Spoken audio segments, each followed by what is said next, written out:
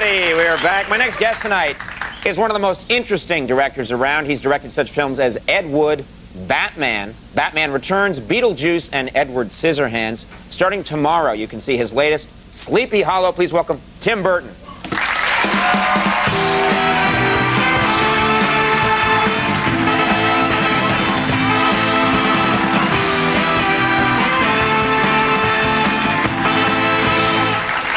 Good, how you doing? Good to see you.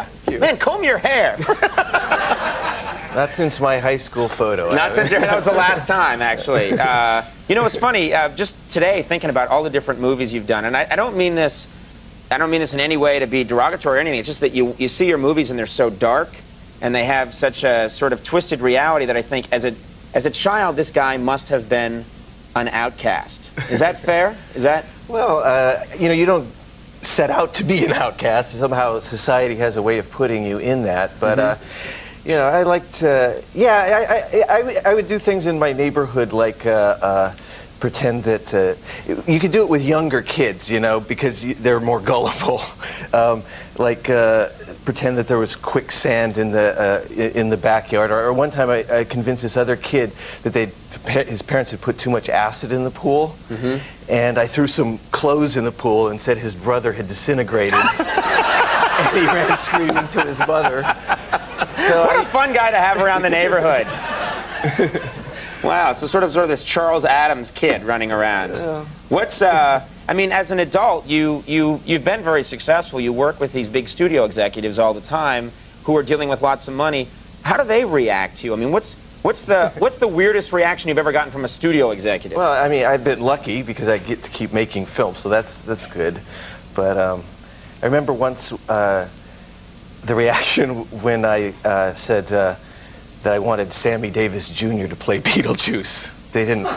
It's like when you ever show a cat something weird where it's just like, or a deer caught in the headlights. Right, That's sort of what it was like. They just stared at you for a while? Yeah, but they It'd have been actually, I can sort of see that. I think you would have been a cool Beetlejuice. Yeah, it would have been great. At what point did you realize, I mean, you're doing these different films, at what point did you realize, I've arrived, I am successful, I've made my mark? Was there a defining moment where you realized? Well, one thing, kind of the weird things, like when they make porno movies based on your films. Like what? Which films? Edward Penis Hands. That was what somebody gave me that tape, and I thought, wow, this is amazing. And there was like a room, there was like 20 people in the room, and by the end of the movie, there was me and one other person left. Well, what was it like? What is Edward Penis Hands like? I was going to be. I was excited that there would be like 5 penises on the, but it was only 1 on each. And see, you can't help but improve a movie. You're looking at Edward Penis Hands like, no, we got to do this right. And they squirted too. It was all weird. Right.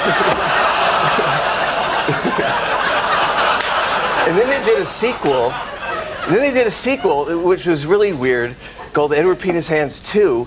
And on the cover of the video, he was dressed in a golfing outfit and had golf mitts on his hands. Why? I have no idea. I never saw it.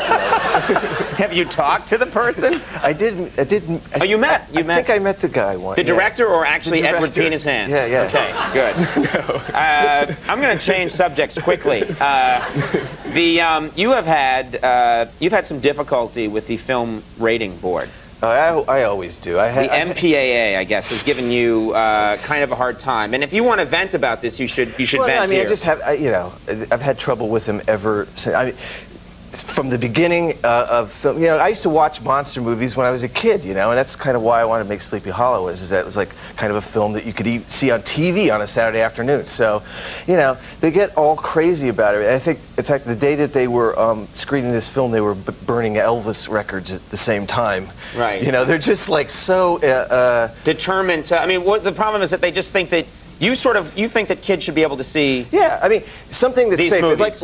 like something that's done in the realm of fantasy or fairy tale, something like that. Yeah, absolutely. I mean, those films were like cathartic for me. They weren't like damaging and make me, you know, want to take off my own head and ride a horse around, you know. Or Pumpkinhead. We want to talk to you about the movie Pumpkinhead, but Andy and I are going to put all our money into this. This will be a $22,000 film. Well, you know, this is interesting because we wanted to show a clip from Sleepy Hollow, and we wanted to show an exciting clip of the Headless Horseman riding around with his sword, decapitating, and the MPAA said, no exciting clips. You cannot show a clip of the Headless Horseman committing any act of violence. And we thought that was kind of strange, and we didn't want to let you down, so we made our own clip for Sleepy Hollow, and we spared no expense. And let's roll this. I hope you enjoy.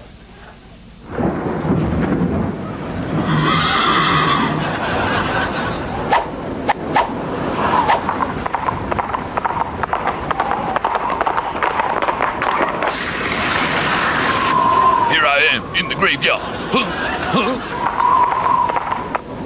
I pity the fool.